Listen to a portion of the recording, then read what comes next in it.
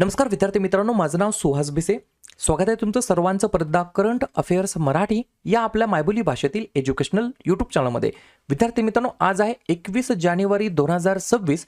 आजच्या दिवसाचे जेवढेही चालू घडामोडीचे महत्त्वाचे टॉप प्रश्न बनत असतील ते सर्व प्रश्न आपण या व्हिडिओच्या माध्यमातून पाहणार आहोत. तरी सर्वप्रथम आपण जर नवीन असताल, पहिल्यांदा या चॅनलवरील व्हिडिओ पाहत असताल तर चॅनलला या ठिकाणी अवश्य सबस्क्राईब सुद्धा करून घेऊ शकता. ठीक आहे, चला तर मग आपण आजच्या व्हिडिओला सुरुवात करूया. त्या अगोदर कालच्या व्हिडिओमध्ये जो काही शेवटचा प्रश्न विचारला होता त्या प्रश्नाचं उत्तर जाणून घेऊया.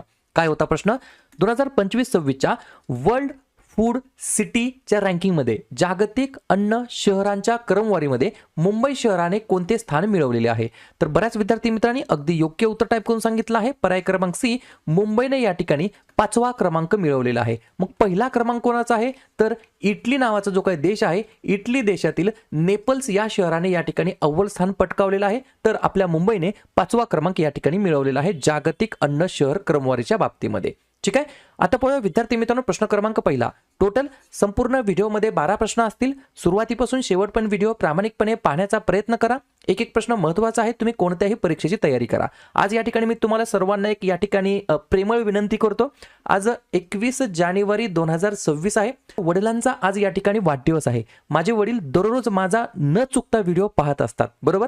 ते सुद्धा एक या ठिकाणी शिक्षक आहेत आणि त्यांना सुद्धा तुम्ही जेव्हा विश करताल तेव्हा त्यांना सुद्धा पाहून खूप या ठिकाणी आनंद होईल. तेव्हा माझी सर्वांना एक प्रेमळ विनंती आहे, तुमची इच्छा असेल तर माझ्या वडिलांना तुम्ही हॅपी बर्थडे म्हणून या ठिकाणी विश करू शकता. ठीक आहे, प्रश्न क्रमांक पहिला लिहून घ्या.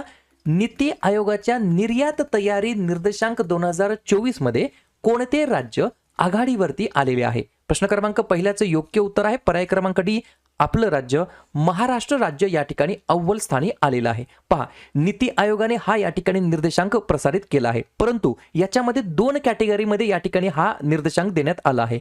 मोठ्या राज्यांमध्ये आणि लहान राज्यांच्या बाबतीमध्ये. मोठ्या राज्यांमध्ये 1 नंबरला आहे महाराष्ट्र, 2 नंबरला तमिळनाडू, 3 नंबरला गुजरात, 4 नंबरला उत्तर प्रदेश, 5 नंबरला आंध्र प्रदेश. आणि लहान राज्य किंवा ईशान्येकडील राज्य किंवा केंद्रशासित प्रदेशाच्या बाबतीमध्ये 1 नंबरला उत्तराखंड, 2 नंबरला जम्मू काश्मीर, 3 नंबरला नागालँड, 4 नंबरला दादरा आणि नगर हवेली, तर या ठिकाणी 5 नंबरला गोवा. ठीक आहे, नीती आयोगाचा हा काय होता? निर्यात तयारी निर्देशांक, म्हणजेच काय? एक्सपोर्ट प्रिपेअरनेस इंडेक्स, बरोबर. याच्यामध्ये या ठिकाणी ही रँकिंग आलेली आहे वेगवेगळ्या राज्यांची. सोपी गोष्ट आहे. मोठ्या राज्यांमध्ये 1 नंबरला महाराष्ट्र, तर छोट्या राज्यांमध्ये 1 नंबरला उत्तराखंड. या ठिकाणी निर्देशांक प्रसारित केलाय नीती आयोगाने. नीती आयोगाची स्थापना 1 जानेवारी 2015. वर्तमानमधील अध्यक्ष पंतप्रधान, उपाध्यक्ष सुमन के बेरी, सीईओ BVR सुब्रमण्यम आणि पूर्णवेळ सदस्य म्हणून राजीव गौबा यांची नुकतीच नियुक्ती करण्यात आली आहे. पुढचा प्रश्न, प्रश्न क्रमांक दुसरा. नेल्लोर नावाचे एक जिल्हा आहे, त्या जिल्ह्यामध्ये कनेक्टिव्हिटी वाढवण्यासाठी आंध्र प्रदेश मंत्रिमंडळाने अलीकडेच मंजूर केलेल्या ग्रीनफील्ड विमानतळाचं नाव काय आहे? 2 नंबरच्या प्रश्नाचं योग्य उत्तर आहे पर्याय क्रमांक सी, दगदार्थी विमानतळ. काय नाव आहे? दगदार्थी विमानतळ असं त्या विमानतळाचं नाव आहे. आंध्र प्रदेशच्या मंत्रिमंडळाने प्रादेशिक हवाई संपर्क आणि लॉजिस्टिक पायाभूत सुविधा मजबूत करण्यासाठी या दगदार्थी ग्रीनफील्ड विमानतळाला या ठिकाणी नुकतेच मान्यता दिलेली आहे. कोठे आहे? आंध्र प्रदेश राज्याच्या अंतर्गत. आंध्र प्रदेश. स्थापना 1 नोव्हेंबर 1953. मुख्यमंत्री N चंद्राबाबू नायडू, राज्यपाल S अब्दुल नजीर, राजधानी अमरावती. 3 महत्त्वाचे राष्ट्रीय उद्यान व्यंकटेश्वरा, पापीकोंडा, राजीव गांधी आणि 3 महत्त्वाचे धरण सोमशिला, श्रीशैल्यम आणि नागार्जुना सागर.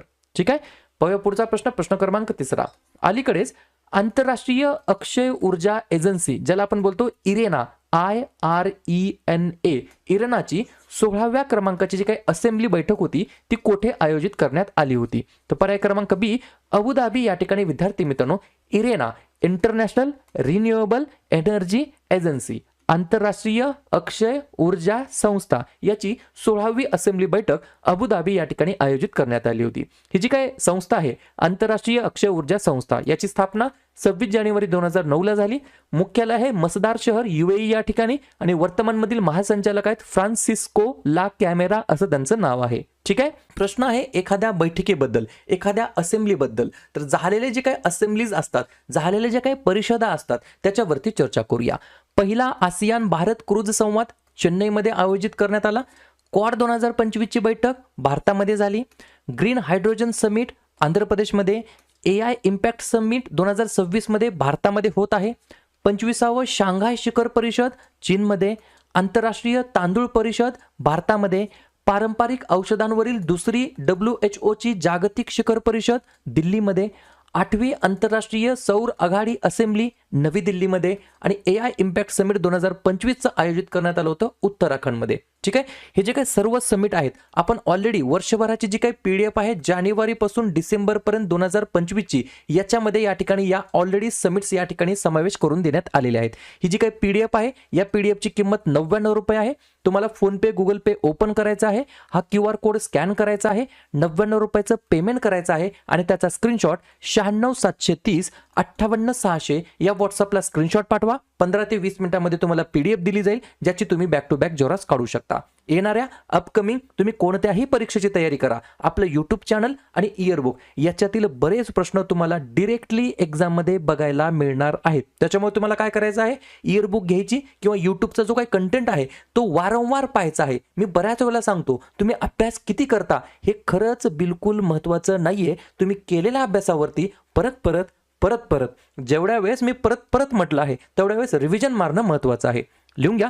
4था नंबरचा प्रश्न, हेनले पासपोर्ट इंडेक्स 2026 नुसार कोणत्या देशाचा पासपोर्ट जागतिक स्तरावरती 5व्या क्रमांकावरती आहे आणि मध्य पूर्वेतील सर्वात मजबूत पासपोर्ट बनला आहे? पहा, लोक काय करतील, विद्यार्थी काय करतील, लगेच सिंगापूरला क्लिक करतील. हे बिलकुल चुकीचं आहे. प्रश्न फिरून विचारण्यात आला आहे. तुम्हाला असं विचारलंय का कोणत्या देशाचा पासपोर्ट जागतिक स्तरावरती अव्वल आहे? नाही. तुम्हाला काय विचारलंय, कोणत्या देशाचा पासपोर्ट जागतिक स्तरावर 5व्या क्रमांकावरती आहे? तेव्हा योग्य उत्तर आहे पर्याय क्रमांक ए, UAE. ठीक आहे, कितवी रँकिंग आहे? 5वी रँकिंग आहे. मध्य पूर्वेतील सर्वात मजबूत पासपोर्ट आहे. विजा मुक्त स्कोअर किती आहे? 184 गंतव्य स्थानी जाऊ शकतो UAE मधील. ठीक आहे, मग याच हेनले पासपोर्ट इंडेक्स 2026 नुसार 1 नंबरला कोण आहे? तर सिंगापूर आणि आपला प्यारा भारत देश 80 क्रमांकावरती आहे. ही देखील गोष्ट तुम्हाला लक्षात ठेवायची आहे. ठीक आहे, पाहूया पुढचा प्रश्न. प्रश्न क्रमांक 5वा, अपार ID जनरेशनच्या बाबतीमध्ये कोणत्या राज्याने मोठ्या राज्यांमध्ये सर्वोत्तम कामगिरी केलेली आहे? 5व्या नंबरच्या प्रश्नाचं योग्य उत्तर आहे पर्याय क्रमांक डी, छत्तीसगड हे या प्रश्नाचं योग्य उत्तर असणार आहे. या ठिकाणी तुम्हाला एक्झाम मध्ये असं विचारलं जाऊ शकेल की हे APAAR अपार याचा फुल फॉर्म काय? लिहून घ्या. Automated permanent academic account registry system. बरोबर, मराठीमध्ये म्हणता येईल स्वयंचलित कायमस्वरूपी शैक्षणिक खाते नोंदणी. ठीक आहे, अपार ID विद्यार्थ्यांसाठी कायमस्वरूपी सुरक्षित डिजिटल शैक्षणिक ओळख प्रदान करतात, ज्यामध्ये यश प्रमाणपत्रे म्हणजेच सक्सेसचे सर्टिफिकेट्स आणि क्रेडिट्स या ठिकाणी साचून ठेवले जाऊ शकतात. तर अपार ID जनरेशनच्या बाबतीमध्ये छत्तीसगड राज्याने मोठ्या राज्यांच्या तुलनेमध्ये सर्वोत्तम कामगिरी केलेली आहे. छत्तीसगड स्थापना 1 नोव्हेंबर 2000 साली, मुख्यमंत्री विष्णुदेव साई, राज्यपाल रामेन डेका, राजधानी नया रायपूर. 2 महत्त्वाचे राष्ट्रीय उद्यान इंद्रावती आणि कांजर घाटी आणि 3 महत्त्वाचे धरण गँगरेल, मुरमसिल्ली आणि कुटाघाट.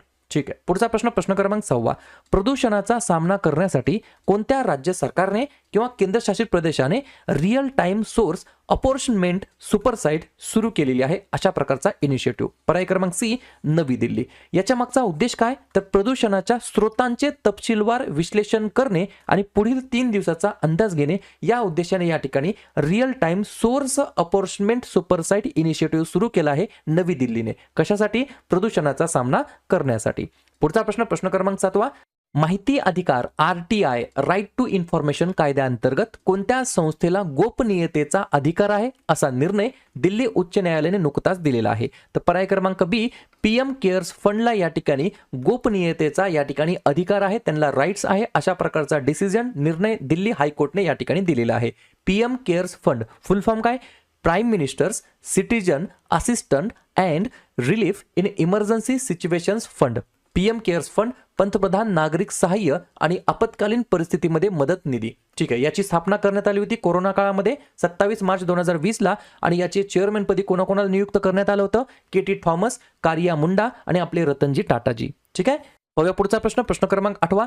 83 क्रमांकाचा जो काही नुकताच गोल्डन ग्लोब पुरस्कार 2026-16 झाला, चित्रपट 16, त्याच्यामध्ये कोणत्या चित्रपटाला सर्वाधिक पुरस्कार मिळालेले आहेत? अशा प्रकारचे प्रश्न वारंवार आणि 100% एक्झामला विचारले जातात.